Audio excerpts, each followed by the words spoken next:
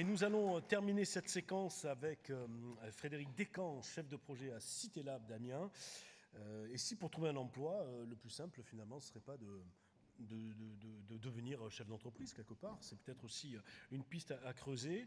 C'est le discours un peu volontariste que vous défendez, Frédéric Descamps, à travers des hackathons qui ne sont pas là pour faire émerger, bien entendu, des projets d'entreprise, mais en tout cas pour parler de tout et de rien, d'échanger, et notamment voir s'il n'y a pas la possibilité de se lancer.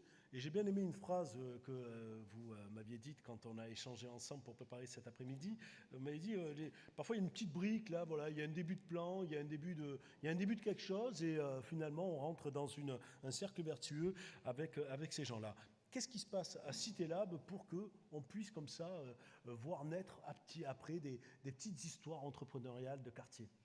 Alors je vais présenter rapidement le dispositif. Donc CitéLab est un dispositif d'accompagnement à la création d'activités dans les quartiers prioritaires. C'est un dispositif qui a 15 ans d'existence. Il y a à peu près 80 chefs de projet partout en France qui couvrent environ 600 quartiers prioritaires. Moi, j'anime ce dispositif sur Amiens depuis maintenant 2 ans, septembre 2016 exactement, où j'interviens sur 2 quartiers prioritaires, donc le quartier Nord et le quartier des Sous-Vies dont on parlait tout à l'heure. 3 missions principales par rapport à ce dispositif. La première mission, c'est la sensibilisation à l'entrepreneuriat. L'idée, c'est j'ai envie de dire, de porter la bonne parole et puis de dire aux gens que créer, c'est aussi une solution pour résoudre ce problème, enfin les situations qui pourraient se présenter à ces gens. De l'amorçage de projet aussi, où là, on accompagne les gens véritablement dans le concret et dans la faisabilité du projet. Et puis la troisième mission, c'est une mission d'orientation vers les structures déjà existantes du réseau d'accompagnement à la création d'activités, parce qu'il ne s'agit pas de supplanter les structures qui existent déjà. Comme le disait M. Cocampon, on travaille avec tout le monde et voilà, c'est pas non plus travailler seul. D'accord, donc concrètement, ça s'organise de quelle manière, les hackathons?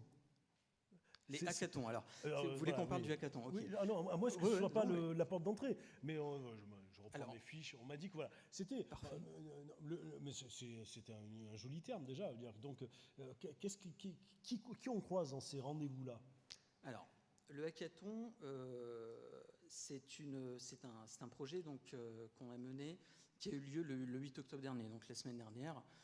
Ça rentrait dans le cadre de la 15e édition du mois de la création reprise d'entreprise dans le département de la Somme. C'est la 15e année consécutive que sur le département de la Somme, on organise ce type d'événement.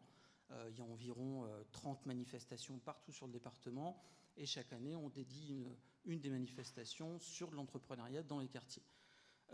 Donc il y avait ce premier cadre-là. Et puis le second cadre, c'est la labellisation au label des 40 ans de la politique de la ville du réseau régional des CitéLab, donc le réseau des CitéLab en Hauts-de-France. Cette journée, on l'a voulu dédiée à la créativité et on s'est positionné très très en amont de la création d'activités pour toucher le plus largement possible les publics. Donc au programme, on a trouvé des témoignages de chefs d'entreprise. Donc il y a eu 4 témoins d'entreprise qui sont venus présenter leur parcours. L'idée, c'était de désacraliser un petit peu la création d'activité, montrer que sur ces parcours-là, il y a des gens qui ont été aussi à un moment donné parfois dans des situations de recherche d'emploi.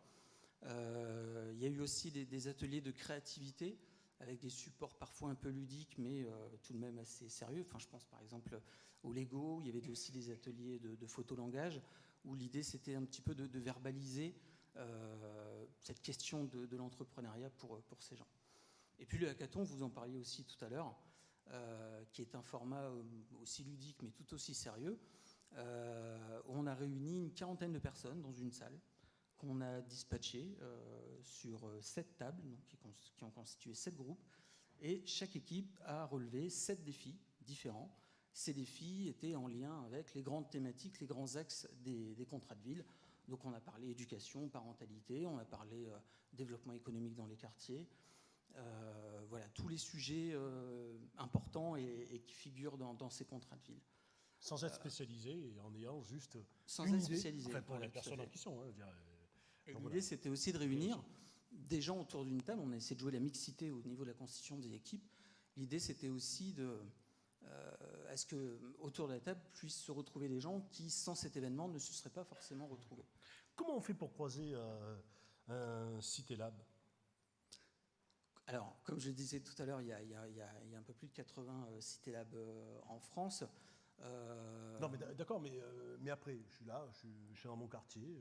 Voilà, comment je fais pour être saisi, comment je suis informé de votre existence et de l'opportunité que j'ai de m'y inscrire? Donc il y a ce gros travail de maillage territorial, on l'appelle comme ça, où l'idée c'est qu'on passe beaucoup de temps à travailler avec les associations locales, avec les structures d'insertion par l'activité économique, et puis on a un partenariat aussi assez fort avec les structures qui brassent du public en général pour de l'accompagnement vers l'emploi ou de l'accompagnement vers la formation.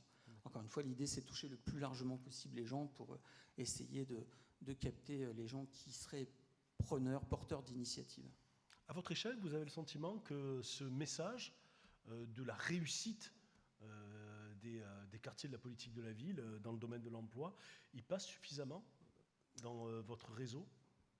Alors, vous parlez des réussites des réussites des au gens sens large qu'on évoque depuis le début de cet après-midi-là.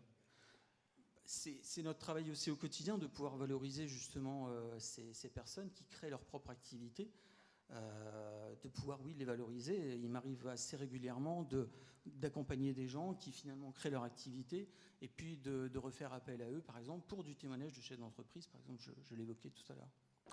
Merci, Monsieur Descamps. Si jamais des questions dévalent jusqu'à la tribune, n'hésitez pas. Ou sinon, nous allons passer à la troisième séquence. Merci, Monsieur Descamps. Merci beaucoup.